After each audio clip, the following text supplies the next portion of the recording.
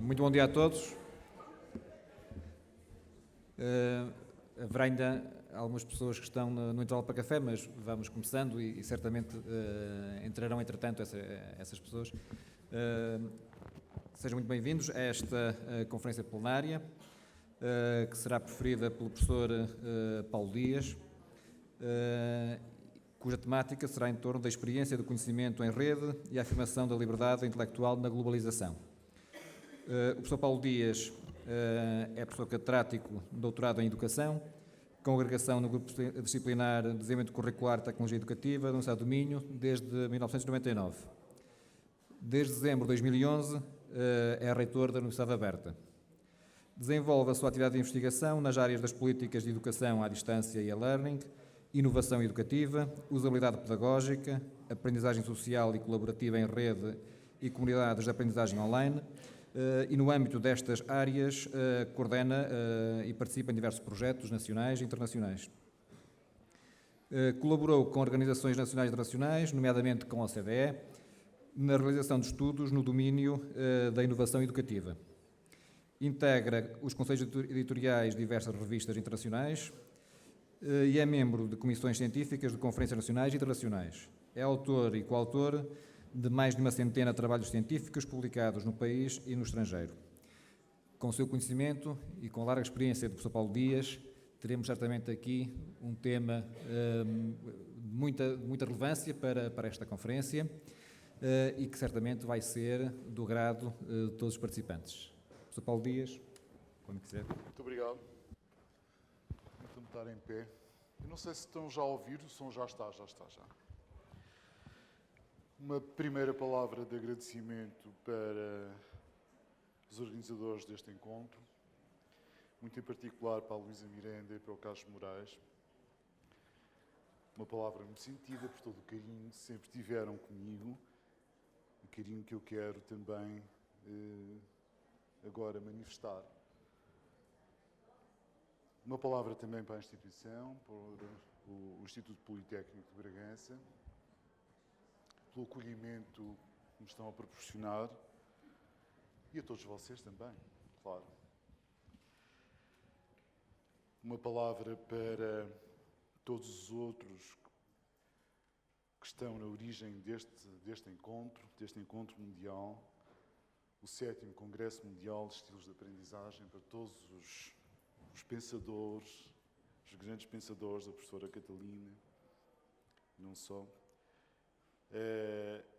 E, naturalmente, uma palavra para todos os presentes.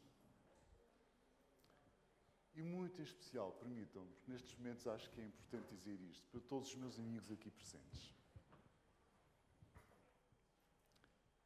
Bom, eu hoje queria partilhar convosco algumas das minhas preocupações. Não sei se serão boas, serão más, não faço a menor ideia já. Confesso que fui escrevendo isto entre aeroportos, entre aviões, Foi a verdade. Andava à volta disto há um mês e tal. Discuti muito com a Luísa que título é que havia de dar a isto, até que um dia disse, bom, o título vai ser este porque é o que me vai na alma. E esta coisa do que nos vai na alma às vezes é muito importante. E, de facto, a questão divide-se em 4 pontos. Esta questão da afirmação da liberdade. E cada vez mais é importante pensarmos a liberdade num espaço da globalização da economia do conhecimento. E esta questão tem 4 pontos que eu decidi definir como pontos de trabalho. Aprender em rede, construir redes de conhecimento, valorizar a diversidade.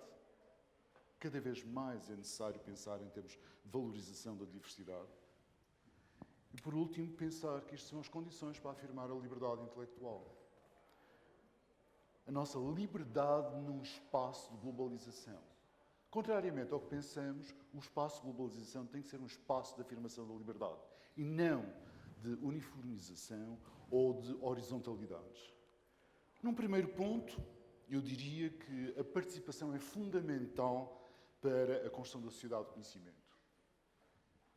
Aprender em rede, ser capaz de estar em rede é, de facto, construir esta expressão, esta voz social, uma voz do pensamento, uma voz cognitiva, é, de facto, a expressão da participação. É ser capaz de participar. O primeiro momento é este. Eu tenho que participar. Eu tenho que ter uma voz ativa. Eu tenho que estar com. E esse estar é um primeiro passo também para aquilo que nós devemos entender como uma forma de inclusão social e cultural. Não é estar ao lado. Não é só um olhar para. É um olhar intenso, é um olhar participativo, é um olhar de proximidade cada vez maior, é um olhar que me leva a fazer parte de alguma coisa. Fazer parte não é seguir. Fazer parte não é olhar o que está a acontecer. Fazer parte é, de facto, contribuir para a história dessa narrativa ou desse grupo. E este participar significa, acima de tudo, um partilhar a experiência de cenários e contextos. E aqui é que a coisa começa a ser mais interessante. Porque há uma diferença entre cenários e contextos de aprendizagem. E há cada vez mais um estar nesses cenários e desses cenários partir para o contexto de aprendizagem. Contexto que será determinante para conseguirmos construir as redes de conhecimento. E então aqui eu iria propor uma primeira definição deste modo. O cenário é um plano de ação. É um plano de ação. É um cenário. Tem um fundo. Tem um esquema. Tem uma matriz gráfica. Tem uma matriz de movimento. Mas é um plano de ação. E o contexto? Vamos lá ver se isto funciona. O contexto é dramaticamente diferente. O contexto é um processo de construção, de selagem, de mistura, de elaboração conjunta, de criação, de desenvolvimento. É qualquer coisa que é feito numa trama social, uma trama cognitiva, uma trama de conjunto, uma trama que envolve todas as pessoas, uma trama que envolve toda uma cadeia de atores, objetos, não objetos, pessoas ou outras, estruturas. Contexto é dinâmico. Contexto é aquilo que nós estamos a fazer, a viver, a experienciar, a desenhar, de facto. Esta é a diferença entre um cenário e um contexto. Um cenário que é uma boca de cena, um contexto que é realmente tudo o que se desenvolve e acontece dentro dessa cena. Um cenário é um enquadramento para o pensamento em rede. Um cenário faz uma moldura para um pensamento em rede. Não é o pensamento em rede. Não é a construção do pensamento em rede. Não é estar no Facebook que constitui, de facto, uma ação. É um cenário para construir uma ação. O contexto é, ao contrário, uma interação. E essa interação tem uma particularidade. Modela os conteúdos de aprendizagem.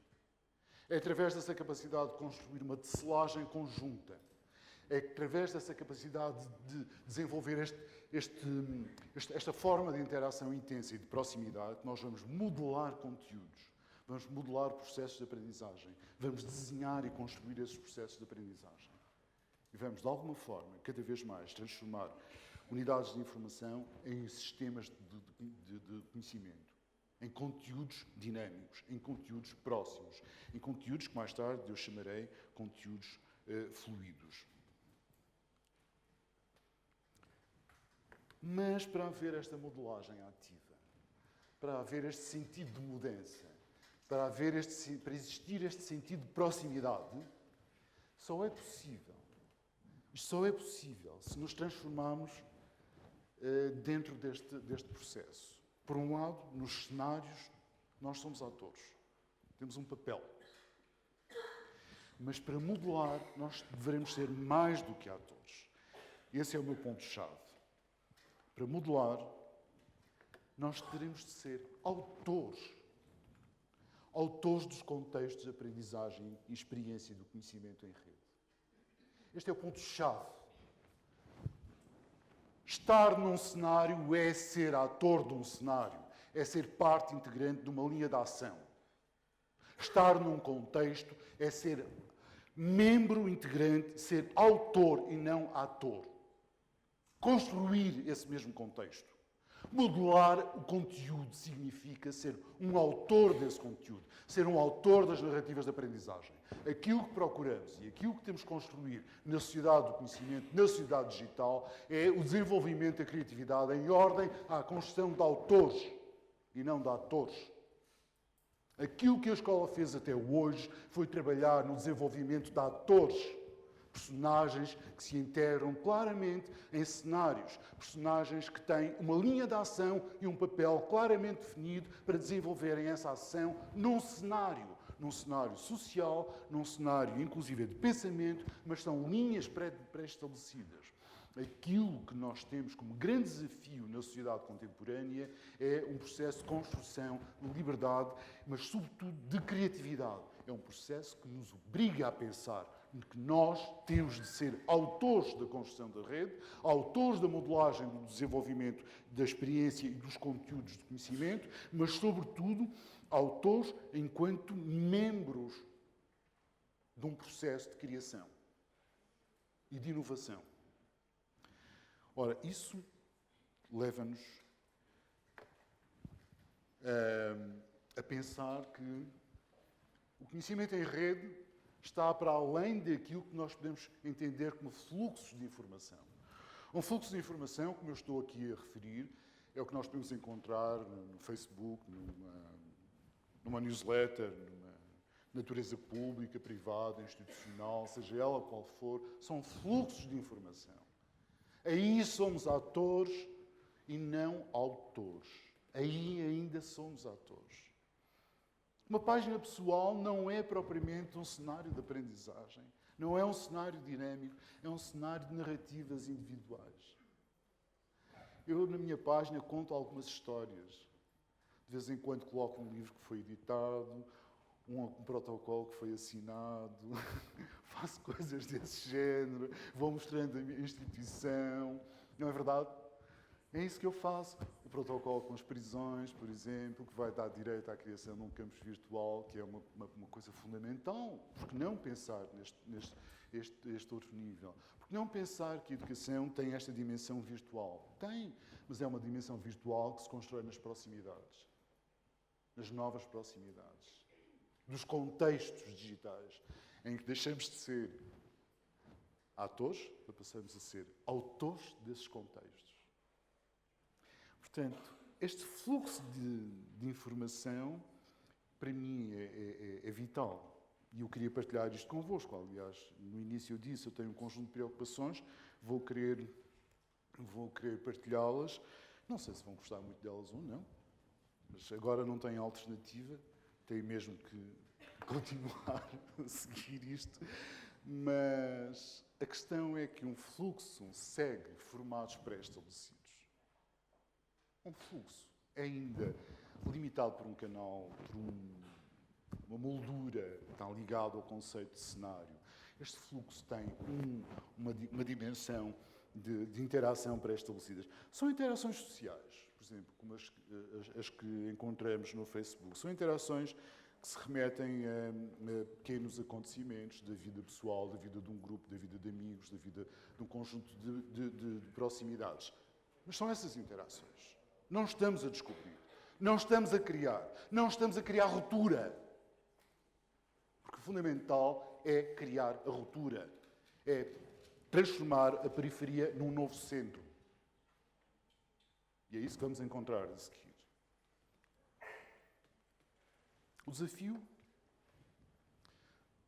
consiste, de facto, em transformar fluxos de informação em práticas fluídas, que é absolutamente diferente. Eu não quero um contínuo de informação. Eu quero uma prática de comunicação, de interação, que seja absolutamente fluida, que implique uma linguagem comum, que implique uma participação, que implique uma partilha, que implique, fundamentalmente, uma construção de pensamento e de conhecimento em conjunto. Isso significa um modelo fluido. E o modelo fluido é um modelo que me permite trabalhar com conteúdos dinâmicos ou transformar os conteúdos em sistemas dinâmicos. Acima de tudo, eu diria que é um modelo que me permite criar uma ecologia das aprendizagens. Acima de tudo, é um modelo que me permite olhar para os conteúdos como sistemas modeláveis, como há pouco eu referi. Num contexto, modelam-se conteúdos. Um sistema fluido é um sistema que me permite a modelagem de conteúdos. A modelagem de conteúdos, a transformação deste universo numa ecologia de pensamento e de aprendizagem, mas, sobretudo, numa ecologia de rede de conhecimento. Sobretudo, numa ecologia orientada para a criação e para a inovação. Eu não me dou bem com esta máquina. Dou-me bem com muitas máquinas, mas não me dou bem com esta máquina. Esta capacidade de trabalhar e criar uma ecologia, pensar em termos íntimos, pensar em proximidades. Íntimo aqui significa proximidades, níveis de proximidade. Layers, camadas sucessivas, em que aquilo que é determinante para este processo é esta capacidade de transformar distâncias em proximidades e, a partir destas proximidades, pensar que aquilo que estamos a fazer são comunidades de partilha e essas comunidades de partilha são, de facto, comunidades de prática. Uma comunidade de prática é um exemplo da construção da fluidez. Uma comunidade de prática é o exemplo da transformação de conteúdos em sistemas dinâmicos, fluidos. É o exemplo da capacidade de construção de conhecimento distribuído no grupo. Mais do que o exemplo, é a prática desse procedimento. Uma comunidade de prática é uma comunidade capaz de criar uma rede de conhecimento no grupo. Capaz de construir um conhecimento partilhado. Uma comunidade de prática não é uma comunidade de conhecimentos individualizados. Não é uma comunidade em que o conhecimento seja retido individualmente. Não é uma comunidade em que o meu conhecimento tem fronteira em relação ao conhecimento do meu par. Exatamente ao contrário disto. E aquilo que nós procuramos, ou aquilo que pode, e consiste de facto no maior desafio da educação hoje, e da escola no seu sentido mais plural, é a capacidade de construir conhecimento em termos colaborativos. A capacidade de transformar o conhecimento numa rede. A capacidade de, em conjunto, termos um meio e sermos, ao mesmo tempo, uma forma de intervenção e de construção e de inovação. Precisamente porque partilhamos conhecimento. Porque o conhecimento está distribuído. E todos nós fazemos parte integrante dessa rede de representação, dessa rede de conhecimento. Deste modo, vamos entrar num outro ponto que é chamado, ou que se chama aqui, nesta minha apresentação, a valorização da diversidade. Eu diria que os mundos sociais, os nossos mundos digitais, os nossos mundos de representação, os mundos em que vivemos digitalmente, são fundamentalmente mundos de partilha. Mas mais do que mundos de partilha, têm de ser mundos de participação e, acima de tudo, têm de ser mundos de construção colaborativa. Sem procedimentos colaborativos não há conhecimento partilhado, não há rede. A rede supõe um modelo partilhado, colaborativo. Sem isso não há rede. Há, eventualmente, pontos de encontro entre pequenos nós de informação, que são eventualmente representados por pessoas, mas que de modo nenhum constituem uma rede colaborativa ou com a capacidade de ação fluida que estamos a tentar apresentar aqui. Seriam espaços, ou serão espaços, sem significado. O que nos interessa, de facto, é pensar que uma colaboração é sustentada na diversidade de processos e estilos de aprendizagem, estilos de estar, estilos de modelar contextos, estilos de construir esses mesmos contextos. A diversidade é fundamental. E permitam-me aqui usar uma metáfora. Todos nós temos uma impressão digital. Verdade? Todos partilhamos essa condição. Verdade? No entanto, ela é diferente para todos nós. E permite, inclusive, a identidade. Esta é uma questão física, sem dúvida. Mas é uma questão que reflete uma identidade mental também. Ou um procedimento mental. Esta diversidade é fundamental para a construção da ecologia da aprendizagem. É fundamental para a construção de uma ecologia do pensamento. É fundamental para pensarmos o nosso papel numa rede, na fluidez e, acima de tudo, no sentido ou na ecologia que este mesmo sentido dá a este novo universo. Os universos sociais são ecologias. Os universos sociais são espaços de diversidade. E aquilo que temos que aceitar claramente como um novo desafio, um novo procedimento da escola, é a valorização da diversidade para a construção da fluidez, da narrativa. Enquanto autores dos contextos de construção de conhecimento, damos forma à diversidade de estilos. Enquanto autores, não enquanto atores. Porque aquilo que nós fizemos até hoje foi hesitar na afirmação do princípio do autor e insistir na afirmação do princípio do ator. E como ator nivelamos. E como ator sempre pensamos numa escola uniformizada. E pensamos ainda no ensino superior uniformizado. E pensamos ainda numa universidade que tem que ter resultados uniformizados. E pensamos ainda no ensino para o presente e muito olhar para o passado. E descuramos fundamentalmente aquilo que é cada vez mais necessário, que é pensar em construir ferramentas para enfrentar o futuro. Ferramentas mentais. Eu tenho que ter estruturas mentais para construir os outros instrumentos de que vou necessitar amanhã para enfrentar cenários problemáticos da amanhã, que não são os de hoje. E que eu não sei quais serão de modo nenhum. Mas são esses que eu terei de enfrentar. E isso constrói-se com flexibilidade cognitiva. Isso constrói-se com fluidez. Isso constrói-se com redes. Redes de conhecimento. Isso constrói-se com uma participação cada vez mais ativa dos sujeitos numa rede, numa ecologia, na valorização da diversidade como meio de construção de uma outra forma de enfrentar os novos desafios. A diversidade, aqui, inclusive, é o motor da ecologia da rede de aprendizagem. Porque o conhecimento distribuído e em rede é direto, intenso e fluido. É direto próximo, é intenso pela sua dimensão e capacidade de modelagem, é fluido pela sua capacidade de transmissão. De modo nenhum é um conhecimento fluxo. O fluxo é um pacote. Não entendo um fluxo como um pacote de informação. Fluido não é mais um pacote. Fluido é um sistema de informação que afeta de facto todas as margens. Pensem no rio. O rio afeta as margens. O rio modela as margens. O rio varia ao longo do ano, consoante as estações e as diferentes naturezas de causas de natureza física, varia a sua forma, modela. Isso não é um container. Isso é um modelo de fluidez. Algo que funciona, tem a sua vida, tem os seus redemoinhos, tem a sua dinâmica, as suas forças, as suas pequenas redes, os seus pequenos nós, fratais, centros de força que se organizam em relação a outros centros. No entanto, continua num movimento conjunto, todo ele cheio de pequenas entidades de força e dinâmica.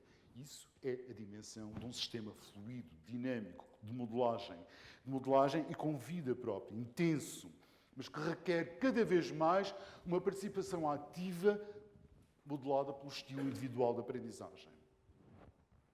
Cada pequeno ponto do rio é um ponto de força própria, mas só faz sentido no conjunto do fluxo, da fluidez do rio, transformando esse fluxo numa fluidez. Caso contrário, seria um sistema parado, fechado, estático. O que nós queremos fazer para a escola hoje, e a escola no seu sentido mais plural, é transformá-la num sistema fluido, aberto à mudança e à inovação. capaz de transformar a periferia num centro, capaz de dar voz à periferia, transformando-a num momento alto ou num momento forte, tal como no Rio há diferentes momentos de energia.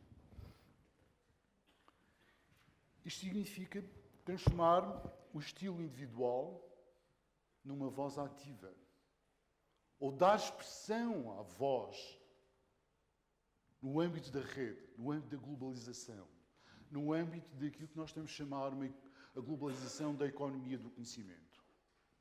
Não vamos voltar atrás. Não vamos pensar que vamos quebrar os sistemas de globalização. Eu não estou a falar das questões de economia. Eu estou a falar das questões ligadas à fluidez de informação. Cada vez mais nós vivemos sistemas de fluidez de informação, de fluxo e de fluidez. Neste momento, tendencialmente, vivemos fluxos de informação. Aquilo que é o nosso desafio e aquilo que eu estou a partilhar hoje com todos vocês é a nossa atenção ou necessidade de atenção para transformarmos fluxos em sistemas fluidos. E a nossa capacidade de atenção para olharmos para o atual sistema e percebermos que globalização significa partilhar ideias, transformá-las em sistemas de conhecimento e, sobretudo, transformá-las em redes de conhecimento e, sobretudo, através deste meio, conseguir dar voz ao indivíduo numa rede. Conseguir que, num lugar muito longínquo para a deslocação física, se consiga anular essa distância física, se consiga colocar esse lugar tão longínquo na nossa representação física, que se consiga colocar esse lugar tão próximo na nossa representação de conhecimento em rede. A aldeia mais remota, aqui, no centro da África, da Austrália ou da América do Sul, a comunidade mais remota pode ser a comunidade mais importante na rede de conhecimento. É disso que estamos a falar. É de um outro universo onde a distância não tem expressão. A distância física não tem de modo nenhum expressão.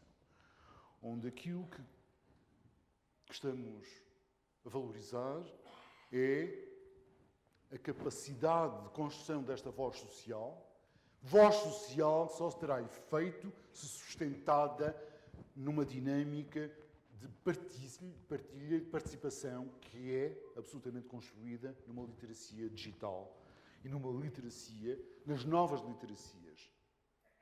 Não mais só o ler, o escrever, o estar, o textual, mas sim tudo o que tem a ver com a construção das ecologias do conhecimento, as ecologias da aprendizagem, os níveis de mediação tecnológicos da comunicação, mas, sobretudo, os níveis de mediação social, cultural da informação. Mediação social e cultural, repito eu.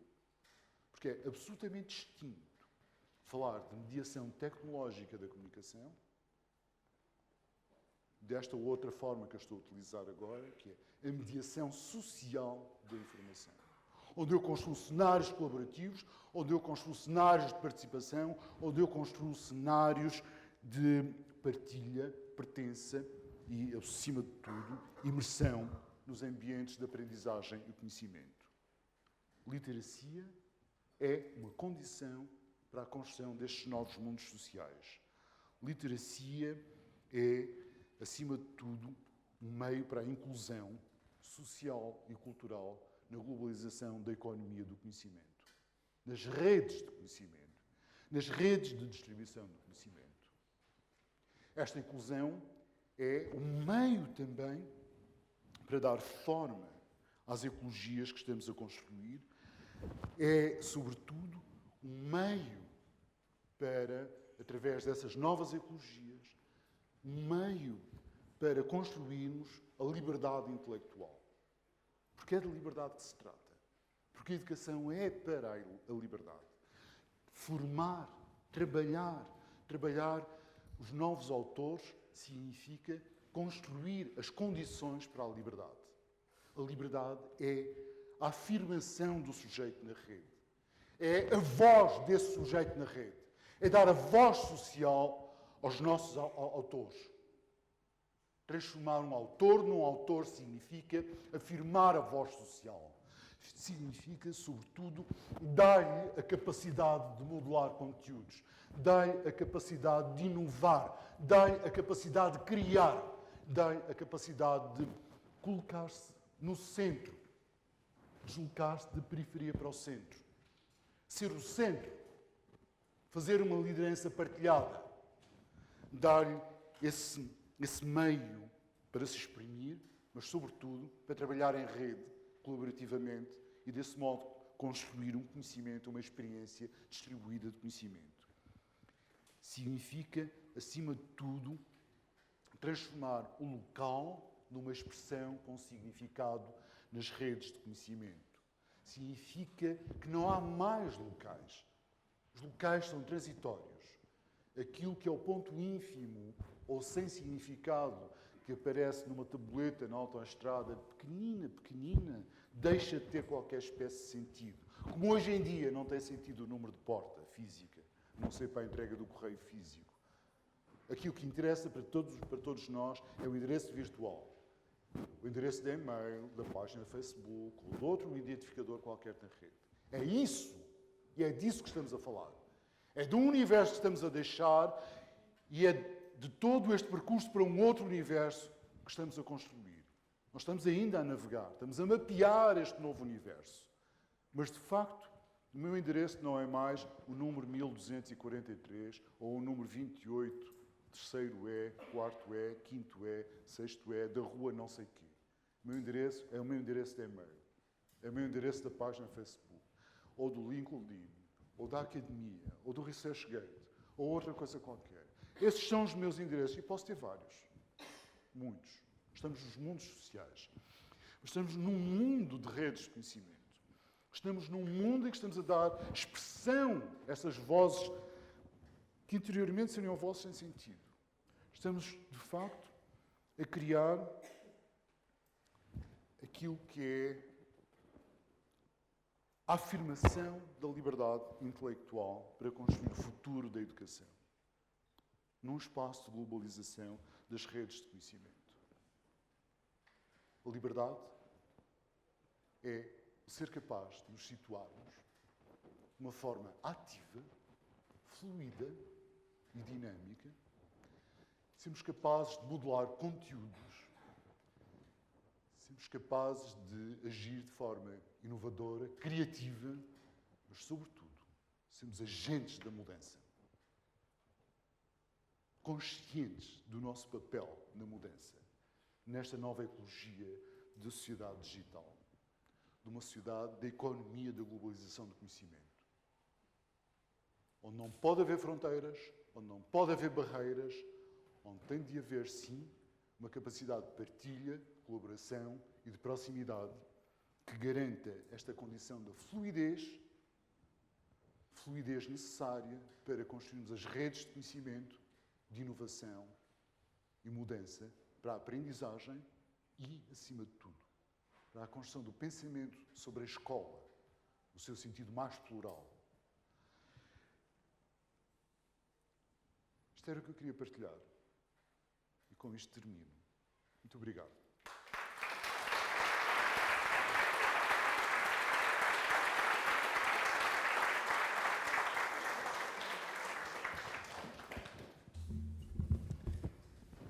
Muito obrigado, Professor Paulo Dias. O Professor Paulo Dias pôs-nos aqui a refletir sobre o futuro da educação, desta forma empolgante, com uma maneira brilhante de apresentar conceitos que muitos de nós já no dia-a-dia vamos ouvindo, mas a forma como o Professor Paulo Dias organizou estes conhecimentos certamente nos coloca aqui o mote para uma reflexão mais profunda e para um conjunto de questões que agora propunha que colocássemos ao Professor Paulo Dias. Haverá um microfone que vai circular pelo auditório e quem tiver alguma questão, alguma chega para esta reflexão, pedir a favor de levantar o braço.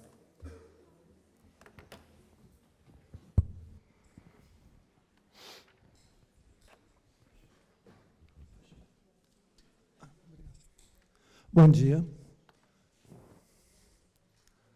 Professor, acho que entendi e acho que compartilho essa sua visão de produção do conhecimento para a construção do futuro, mas eu sou professor de matemática e, como professor de matemática, eu tenho uma problemática com essa situação que o senhor coloca, da preservação do conhecimento do passado. Então, eu queria saber o que o senhor pensa sobre a transmissão do conhecimento passado dentro desse paradigma que o senhor está colocando. Obrigado. Eu tenho aqui este. Está a funcionar este. Não sei se querem apresentar mais alguma pergunta, 2 ou 3, e depois eu respondo em seguida. Mas não perguntas muito difíceis, está bem? Porque depois desta exposição eu já não sei dizer mais nada. Bom dia. Eu sou Vanessa, do Brasil, da Universidade Federal de Uberlândia, e sou professora de jornalismo. E concordo também com o ponto de vista do professor, mas eu queria pedir sua opinião a respeito de uma situação que me inquieta muito, porque ela me assola, inclusive, nas minhas aulas.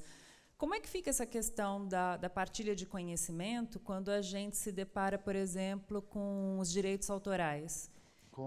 Como fica a questão da partilha do conhecimento quando nós nos deparamos com a questão dos direitos autorais? Porque, por exemplo, eu trabalho produção de textos com os meus alunos, produção de vídeo com os meus alunos. Sei, percebo. E toda vez que que vamos fazer alguma coisa coletiva, sempre há o problema de alguém, de repente, não se sentir valorizado, ou, de repente, alguém dizer assim, mas aquilo que eu fiz foi extremamente utilizado, aquilo que o outro fez não foi usado, mas o nome também está ali, então isso aqui é mais meu do que dele.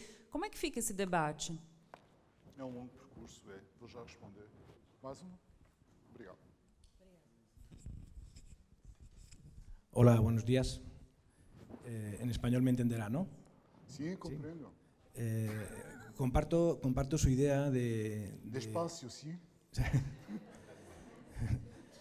Comparto la idea de ese sujeto que participa, se construye su conocimiento mientras participa en la red, ¿no? Ese sujeto activo, que es actor, es sujeto, ¿no? Yo trabajo sobre la cuestión del currículum y una cuestión que me interesa mucho, en este caso, me gustaría preguntarle su opinión sobre qué condicionantes tiene este aprendizaje en red para que ese sujeto realmente sea posible. ¿Qué condicionantes, qué obstáculos, qué determinantes, qué problemáticas tiene el aprendizaje en red para que realmente sea posible este sujeto libre que construye el conocimiento, que participa libremente? ¿No? No. Ustedes tienen una exposición sobre un tipo de aprendizaje, un tipo de sujeto que es autor, Que es autor, libre, es autor. Para que eso ocurra, ¿qué debe de darse? ¿Qué condicionantes debe de ocurrir en ese aprendizaje en red para que eso realmente ocurra? Porque en principio de momento es una hipótesis, pero habría que ver si realmente con los condicionantes tecnológicos, curriculares de nuestras escuelas, económicos, etcétera, ¿cómo lo ve usted? Okay. Gracias. Okay. Penso que entendi mais ou menos as coisas, não é? Vamos lá ver. Numa primeira resposta será a questão da preservação do conhecimento passado. Em nenhum momento nós temos que abandonar o passado. Todos nós, somos uma memória do passado. Talvez, como dizia Carl Sagan, uma árvore que seja partilha comigo algum material. Talvez, muito afastadamente, eu seja ainda primo, não sei de quem, partícula. Portanto, o passado faz parte de nós e nós vivemos e transportamos esse passado no material genético. Mas em termos de conhecimento, naturalmente, eu preciso desligar este e usar este.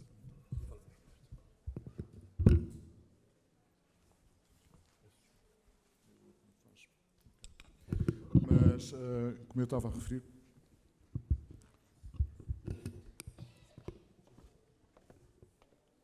escola não abandona nem pode abandonar o passado. Particularmente, repare, estamos a falar na área das ciências. Independentemente das ciências exatas ou das ciências humanas, nós não podemos abandonar o passado. Eu não posso deixar, por exemplo, a nível das ciências humanas, não posso deixar de ler um conjunto de autores que são referência, são enquadramento, assim como nas ciências exatas eu não posso deixar de me referenciar a um conjunto de modelos de pensamento que definem uma linha de mudança e evolução dentro da concepção da ciência. Agora, o que eu estava a propor há pouco, e o que continuo a propor e irei propor, até mudar, não é? Também tenho direito a mudar de pensamento, é que a escola não seja centrada no ensino para o passado, mas seja centrada no ensino que, a partir do passado, permita construir a base para a criação de ferramentas. Isto é, que eu não me limite aos formatos fixos de informação ou de enquadramento do pensamento baseados numa estrutura de representação do passado, que é o cânon. Vamos pensar assim. O cânon é fundamental, mas eu não posso limitar ao cânon. Eu tenho que ser capaz de ter um pensamento para além do cânon, precisamente para conseguir construir a mudança, a inovação e, sobretudo, o desafio. Quando se fala de uma educação orientada para a inovação, significa uma educação orientada para o desenvolvimento da capacidade de construção de ferramentas mentais, modelos de pensamento, sobretudo, capazes de enfrentarem novas situações. Isso significa capazes de desconstruir o presente ou aquilo que é afirmado ou que está estabelecido no cânon, para reinterpretar e reconfigurar a forma da ação. Isso é o que caracteriza a modelagem de conteúdo num contexto, numa estrutura dinâmica. Se estivermos num cenário, eu continuo a interpretar dentro do cânon. Eu estou e limito-me ao cânon. Não tenho direito a ultrapassar a fronteira, porque o próprio cenário me limita. O cenário limita. O cenário, por definição, é uma limitação. É limitante.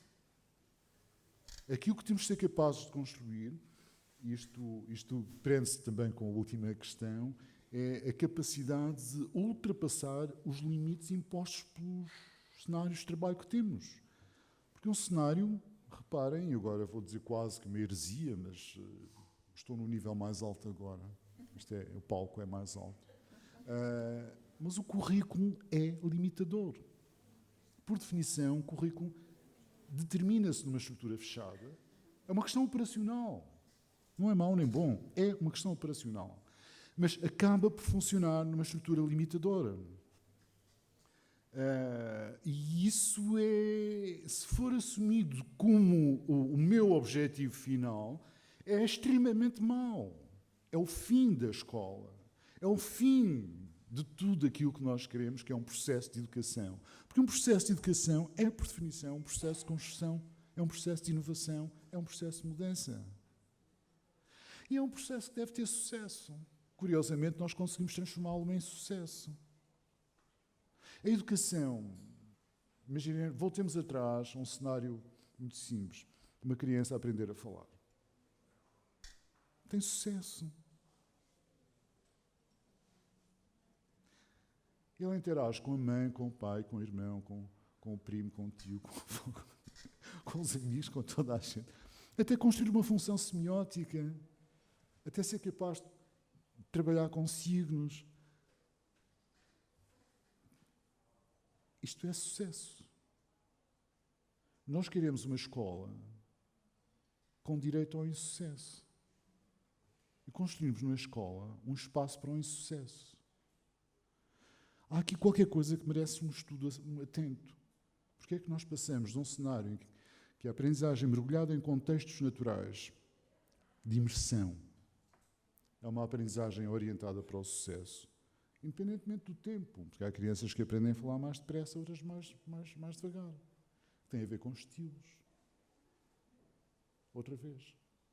Mas está vocacionado para o sucesso, salvo qualquer outro nível de uma natureza diferenciada em termos de patologia. Mas nós conseguimos construir uma escola baseada no cânon que incorpora o insucesso porque ela não está orientada para a diversidade, não está orientada para um trabalho de imersão, mas está orientada para um trabalho linear, horizontal. Este é um problema. Mas a preservação do passado é determinante porque eu preciso dele. Eu transporto o passado. Não se recusa o passado.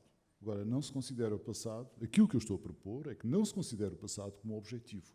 O passado é um instrumento, como muitos outros, e de modo nenhum pode ser abandonado. A nossa narrativa de conhecimento é uma narrativa de reconstrução permanente. Eu escrevo sobre o que os outros já escreveram e amanhã vão escrever sobre aquilo que eu também escrevi. E sobre os outros autores que eu utilizei para a minha escrita. Ainda direi mais. No fundo, nós escrevemos uma única peça toda a vida. Só que escrevemos permanentemente de diferentes formas, de diferentes perspectivas. E o texto é sempre o mesmo. Isto não é meu. Isto é de um dos últimos prémios Nobel da Literatura, que disse: só escrevi um livro, ando toda a vida a escrever o mesmo livro, de diferentes formas, diferentes ângulos. E se calhar é isso que acontece. A questão da partilha do conhecimento dos direitos autorais é fundamental. Nós estamos a mudar o nosso conceito de estar. Um mundo social tem um modo diferente de estar. E esta mudança é profunda. E é tão profunda que os próprios direitos autorais estão também em mudança. O que é um direito? É evidente que aquilo que eu digo é meu, até o momento em que eu quero partilhar. E temos direitos partilháveis, temos acesso aberto, temos um conjunto de novas abordagens, não é? Mas é uma matéria que merece maior cuidado. Mas há aqui um ponto que é importante. Aquilo que é realmente meu é a performance, é o desempenho. E a música entendeu isso muito bem. Já não é tanto a música gravada, o disco, que é uma peça muito importante, apesar de ainda estar a ser muito explorado, nomeadamente pelo Spotify, que eu uso, por exemplo. Mas o que é cada vez mais importante é passarmos para um outro universo em que o desempenho, a performance, é que é de facto a propriedade, a minha propriedade. Isto é um processo difícil, longo, porque estamos numa cultura baseada na fixidez do documento, naquilo que eu chamei os fluxos de informação. São documentos fixos, são documentos estáticos, são documentos baseados num princípio da estabilidade e da rigidez. Estamos a passar disso para um universo de documentos dinâmicos, de situações, de contextos, aquilo que eu diria caracteriza cada vez mais a educação não presencial, ou aquilo que é a outra dimensão da educação, que é a ação, o contexto, essa dinâmica que se faz na rede. Portanto, aí estamos ligados à performance. Mas sobre esta matéria podemos continuar a discutir depois da sessão. Ou num outro dia qualquer. Eu não tenho certezas sobre isto. Só estou a enunciar aquilo que são indicadores da mudança. Porque depois isto prende-se com aspectos muito particulares de direitos autorais na web, por exemplo. O que é um direito autoral? E estando ligado a jornalismo, sabe perfeitamente que esta é uma matéria muito, muito sensível. Porque nós navegamos entre dois tipos de universos. Um estabilizado de direitos autorais fixos, para informação fixa, e um outro de direitos que estão em construção. Nós estamos, como eu referi há momentos, numa fase de mapeação do nosso posicionamento num novo universo de informação e de fluxos de informação e de fluidez da informação, sobretudo. O problema está na passagem entre informação fluxo para informação fluida. Isto é uma mudança de sociedade, é uma mudança de paradigma, é uma mudança de concepção radical, com implicações profundas. Nós vamos ser os agentes de construção deste novo modelo de pensamento. Ator-autor é a principal mudança. Nós,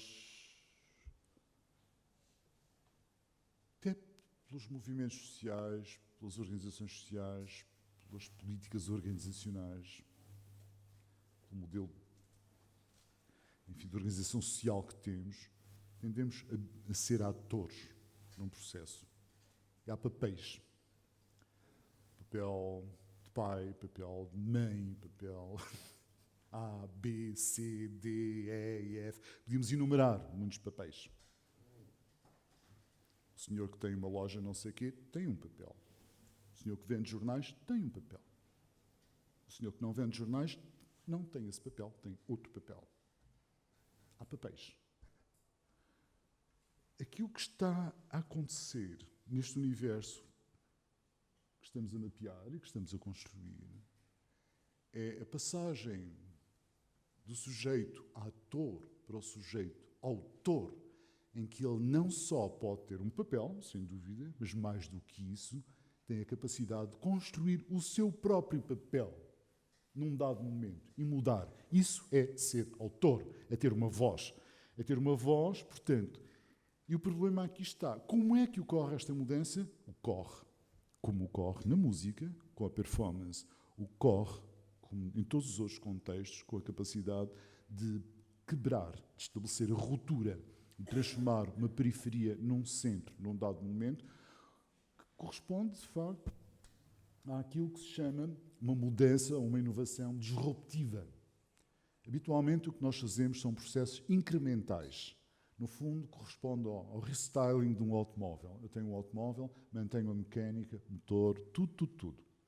Mas vou mudando um farolim, um bocadinho da carroceria, vou mudando uma corzinha, ponto mais umas barrinhas. Isso é um restyling e é um modelo incremental, de evolução incremental. Vou aproximando de uma matriz de gosto social e consigo aumentar a percentagem de vendas em 5% ou 10%. Quem fala de automóveis fala de outra coisa qualquer, podem ser micro-ondas, fogões, outras coisas.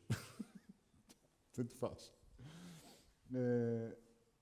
A diferença está em ser capaz de ultrapassar o universo de um modelo incremental, que não corresponde a uma mudança efetiva, mas a uma evolução de continuidade, a um processo de continuidade. A questão está em passar do modelo incremental para um modelo disruptivo, em que aquilo que eu tenho é uma mudança radical que obriga, naturalmente, também, a um quadro conceptual diferenciado. Portanto, eu tenho uma mudança de pensamento. Eu tenho aquilo que chamaria, no caso da escola, de inovação pedagógica.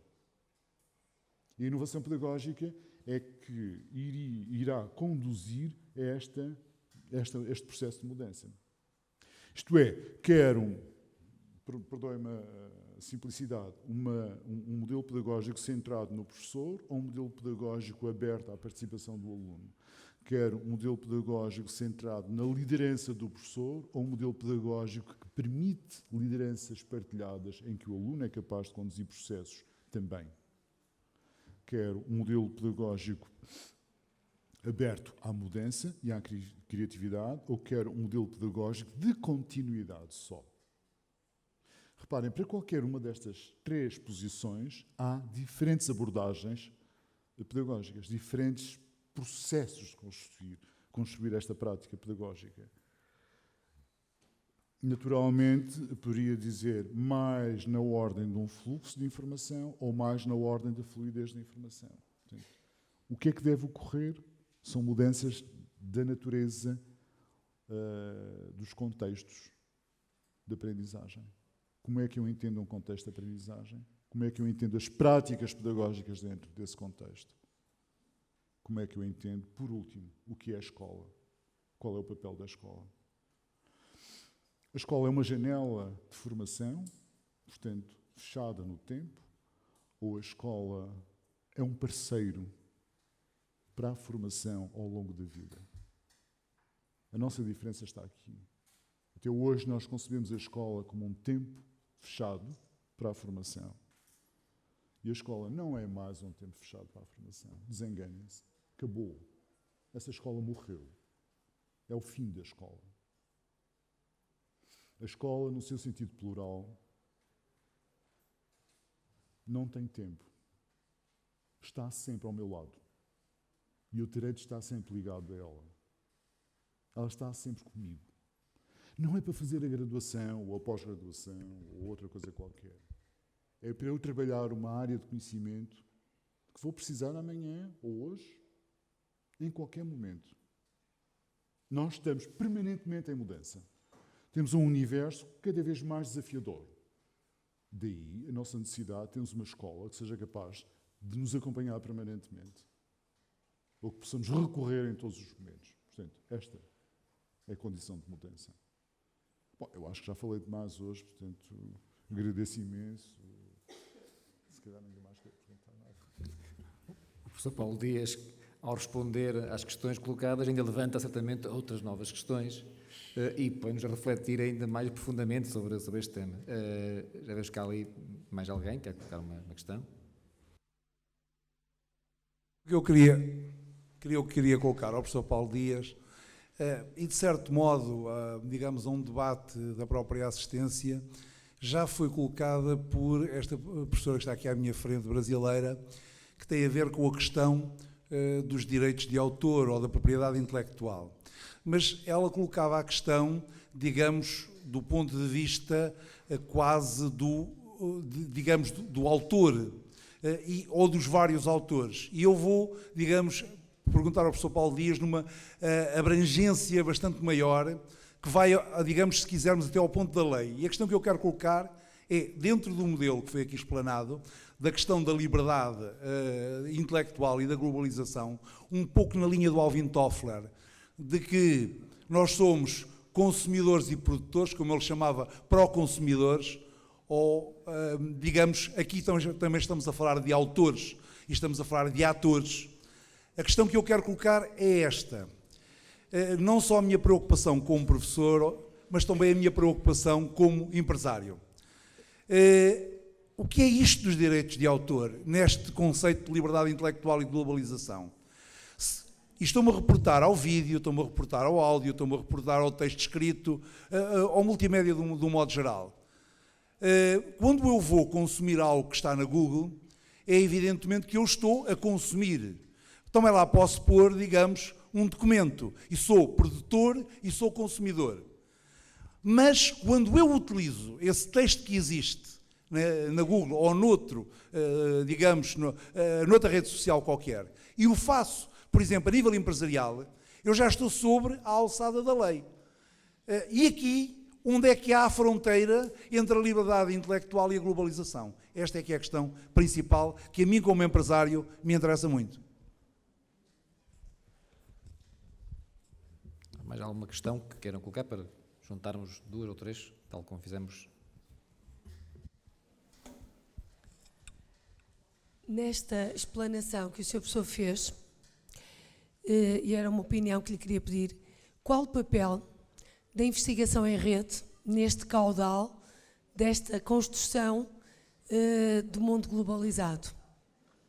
Qual o papel da investigação em rede? Cada vez mais vemos nichos de investigação em determinadas áreas. Uma investigação em rede não será ela também potenciadora de inovações no campo da educação? Muito obrigada. Vou tentar responder a estas duas questões. Uma primeira, liberdade intelectual e globalização. Esta palavra-chave. Estas coisas prendem-se com a pergunta anterior, portanto, esta é uma continuidade. Eu diria que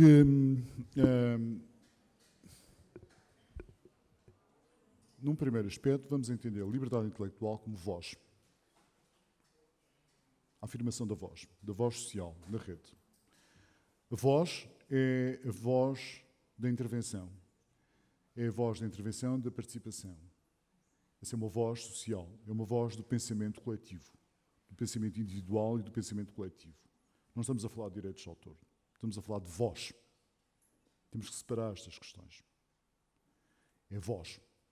Eu não vou falar de direitos de autor numa reunião de condomínio, numa reunião social. Não vou falar de direitos de autor numa reunião política. ou numa RGA, que era uma reunião de alunos, uma reunião geral de alunos. Lembram-se dessas coisas? Pronto. Não vou falar de direitos de autor, ok? Estou a falar de voz social. É diferente. A transformação da voz social num cenário ligado a direitos de autor significa a construção de uma narrativa já num outro contexto, onde esse contexto supõe repetições, supõe reutilizações, supõe inclusive a construção de uma narrativa que há pouco nos remete para a questão da mudança de ator-autor, mas a mudança dentro da escola ou mudança em qualquer outro cenário. Aqui estamos a falar de uma voz de globalização em termos de edição. Por isso eu usei o exemplo da música há pouco. Nós estamos a passar de um cenário de direitos de autor centrados na edição para um cenário de direitos de autor orientado para a performance, em que a edição cada vez interessa menos, o que é feito e gravado é quase que disponibilizado como meio de ilustração daquilo que vai ser a performance. O que importa é o desempenho. Ora, é evidente que não vai pôr em questão, porque as pessoas também precisam ter os seus rendimentos, naturalmente, relativamente a um texto escrito e outro, em que eventualmente seja necessário manter os direitos de autor. Mas haverá, cada vez mais, e eu sou um acérrimo defensor disso, haverá cada vez mais a abertura desses direitos para a construção dos recursos abertos. Cada vez mais nós devemos trabalhar, porque o universo digital não vive de sistemas fechados, vive de sistemas abertos. E a migração será da passagem do recurso fechado para um recurso aberto, fluido, mas dos direitos na produção intelectual. A voz que está na origem desse recurso é minha, é sua, é de um colega ali do lado. Naturalmente, não ponho em questão que o sistema de citação seja abandonado. Faz parte, é necessário. Há pouco eu referia, perante uma questão que me foi colocada por um outro colega que ali está, que o passado é determinante. E eu tenho que olhar para o passado e tenho que referenciar-me em relação ao passado, para sustentar, inclusive, o meu pensamento presente. E significa que as regras de citação terão de ser respeitadas. Agora, o conceito de direito em termos de rendimento, que é disso que se está a falar, terá de mudar. E cada vez mais. Não sei exatamente como, porque não sou um estudioso da área. No sentido fino do termo. Não estou a desenvolver investigação nesse tema. Aliás, cada vez mais eu não investigo nada. Cada vez mais eu não consigo fazer nada. Cada vez mais eu estou fechado a reuniões. Estão ali dois colegas meus que são testemunhas claras disto. Cada vez mais eu não consigo ter tempo para me dedicar àquilo que de facto eu gosto imenso por uma questão profissional. Porque passo os dias fechado em reuniões. Hoje isto é um oásis para mim. Estar aqui a debater estas questões é um oásis, é uma ilha de liberdade. Ter interrompido tudo o que estava a fazer é uma ilha, é um momento de liberdade, completa liberdade. É um momento de fluidez, de facto. Naturalmente não deixo de refletir sobre esta matéria cada vez mais. Isto faz parte das políticas de educação, faz parte da construção dos novos cenários, faz parte de tudo aquilo que me preocupa. Um gestor não pode viver aliado das realidades no sentido da reflexão, do questionamento da realidade, e cada vez mais este questionamento é determinante para a nossa capacidade de intervenção futura. Por exemplo, eu entendo que a educação tem que ser baseada cada vez mais em recursos abertos. O conhecimento, em termos, o acesso ao conhecimento deve ser baseado em recursos abertos. Mas isto significa uma mudança radical do nosso pensamento relativamente às editoras, não é? Outro cenário, que são extremamente resistentes a qualquer cenário de mudança, porque, naturalmente, como devem imaginar, dependem desse negócio. Mas, no entanto, as revistas científicas estão a abandonar o seu princípio. Portanto, reparem que há um processo de escravatura terrível, permitam-me dizer isto, os escravos intelectuais científicos da modernidade somos nós, investigadores, que publicamos nas revistas, okay? Somos obrigados a publicar nas revistas, por uma questão de classificação científica, e depois as revistas vendem os nossos artigos às nossas instituições. Já viram que giro que é? E se eu quiser comprar, ou se eu quiser ter a prova da minha publicação, eu tenho de comprar uma revista, um exemplar. Mas o que é mais grave é que a revista científica, a Spring, a Elsevier, etc., etc., podemos continuar com os nomes, vendem às nossas instituições o nosso trabalho de investigação que não teve qualquer remuneração. E somos obrigados a fazê-lo sob pena de sermos desclassificados. Isto é, a nova, a moderna escravatura intelectual. Por isso, o movimento de recursos abertos é fundamental. Por isso, o movimento de recursos abertos, não só a nível de conhecimentos no plano dos contextos, como há pouco eu referia, mas no plano mais avançado da produção científica, é cada vez mais forte e necessário. E temos de ter consciência da necessidade de termos um papel ativo, ou sermos ativistas neste domínio, nesta matéria. Eu defendo claramente o desenvolvimento de recursos abertos. Defendo, sem medo nenhum do que estou a dizer, o fim das revistas no modelo em questão. Não servem o propósito de uma ciência aberta, de um conhecimento aberto, de uma rede de globalização da economia de conhecimento. Não servem. Servem interesses pontuais de economia. E nós temos vindo a pactuar. A FCT assim fez. E a última avaliação que a FCT fez aos centros foi claramente a expressão desse procedimento, desse pensamento. Foi a coisa mais desastrosa que vivemos neste país nos últimos anos. Foi a pior avaliação em termos formais, em termos de quadro conceptual, em termos de quadro de ação, em termos de quadro de implementação. Está agora a tentar ser corrigida. Mas, no entanto, o que fez foi destruir anos e anos de trabalho dos vários centros, dos vários grupos e, sobretudo, de um pensamento de inovação na área da educação. Isto tem a ver com direitos de autor, tem a ver com recursos abertos e tem a ver com a consciência que devemos ter da necessidade de implementar uma política de abertura de recursos, uma política de mudança e de procura da inovação no quadro da retribuição, e agora passamos para a retribuição que os recursos devem proporcionar, e que deve ter como exemplo aquilo que está a ser conseguido em algumas dimensões sociais, noutros setores, nas artes, na música, na dança, no cinema, na produção intermídia. Já nem é multimídia, é intermídia. Estamos a falar de tudo. Onde os cenários da performance estão, por exemplo, é um caminho, estão a ser valorizados. Onde poderá haver momentos de restrição ou não à reprodução, mas onde há, à partida, um cenário aberto de partilha de conteúdos. No plano científico, permitam-me dizer isto, e porque estamos neste momento com uma comunidade internacional, particularmente do Brasil, Portugal, Brasil, temos aqui com representantes das duas comunidades, permitam-me dizer isto. Somos 260 milhões de falantes de português. Seremos 400 milhões no final deste século. A quarta língua com maior expressão na internet. Quarta. Tenham consciência disso. Significa que temos a obrigação, temos mesmo a obrigação de produzir conhecimento para alimentar esta língua, para a transformar numa língua com potencial científico e económico, para a valorizar como um meio de construção das representações de conhecimento.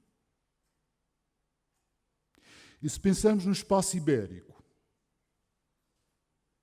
eu digo isto porque mais logo vou-me deslocar para uma conferência ibérica, onde vamos discutir estas questões, teremos um potencial maior ainda de intervenção.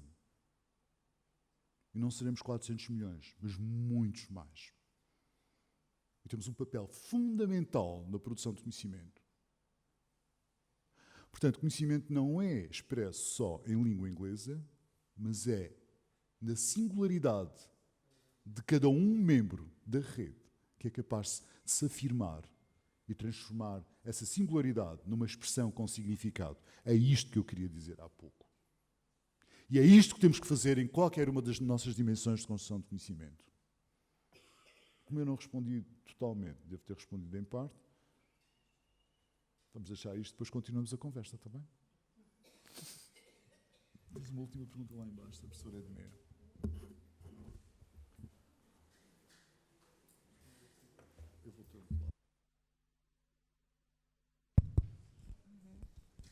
Olá, eu sou Edmeia Santos, da UERJ.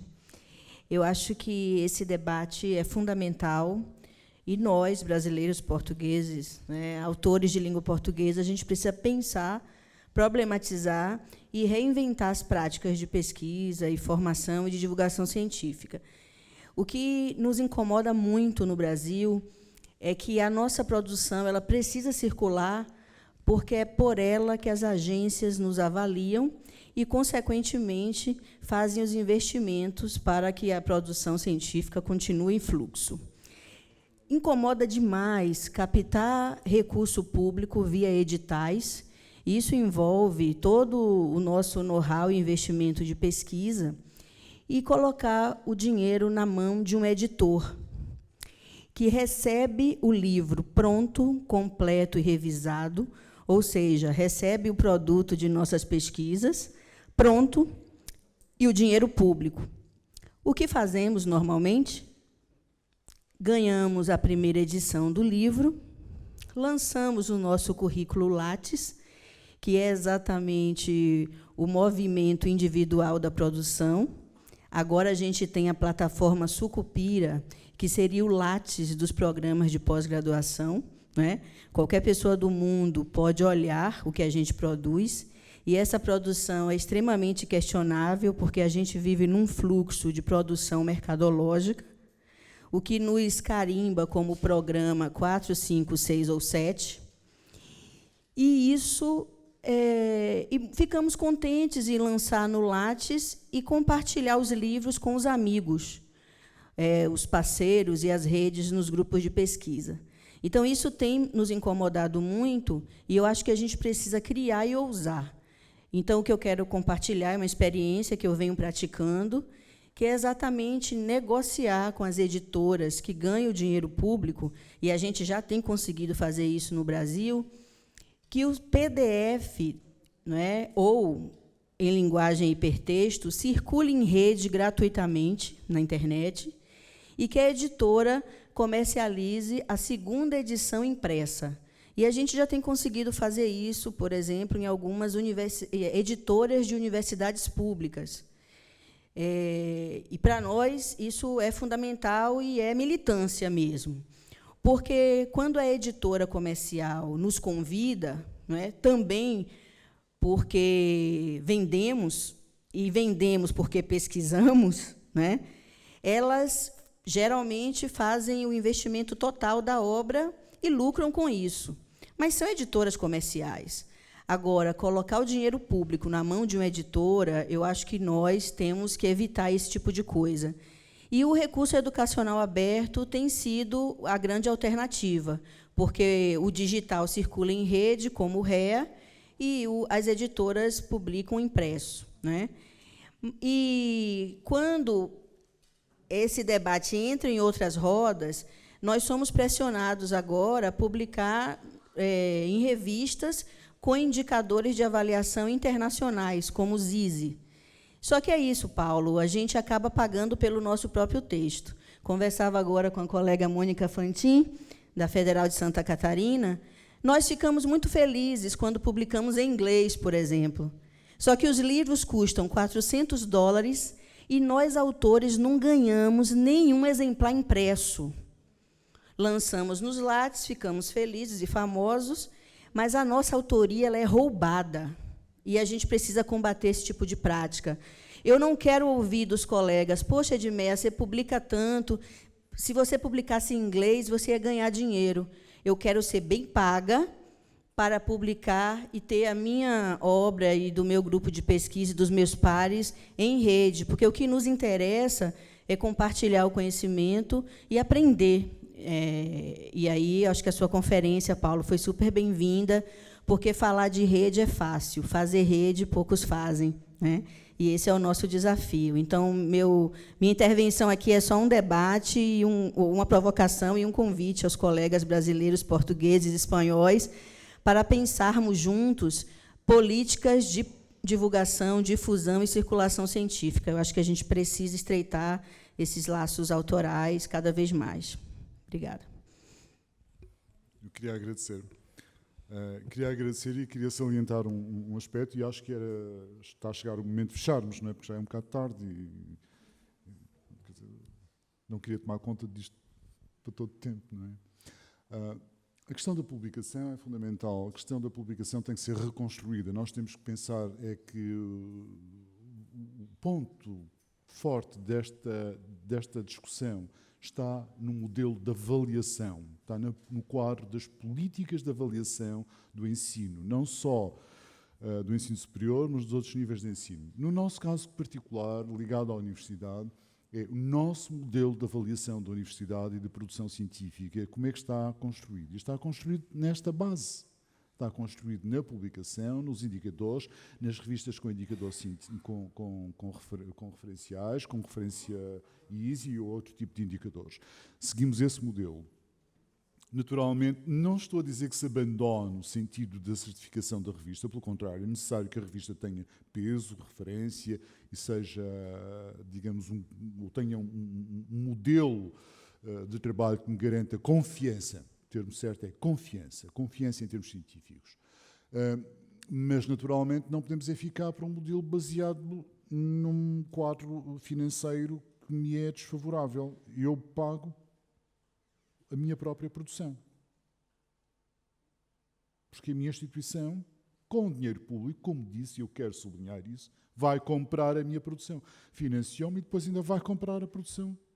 Isto é um duplo financiamento. Isto é dramático. É um duplo financiamento. E é um financiamento oculto. É a mesma coisa que estar a financiar ocultamente uma outra coisa, uma obra, uma ponte, um edifício, outra coisa qualquer, pública. Isto é um duplo financiamento.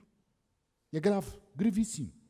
Não é matéria para esta discussão, não é matéria para esta conferência, só foi introduzida aqui por uma questão lateral, mas de facto é um ponto importantíssimo, é um ponto muito curioso.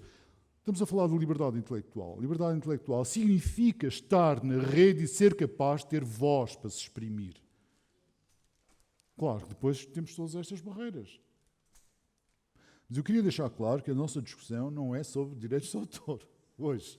A nossa discussão foi sobre a capacidade de estar na rede, ter esta voz, ter esta capacidade de nos exprimirmos, de construir conhecimento de uma forma aberta e fluida.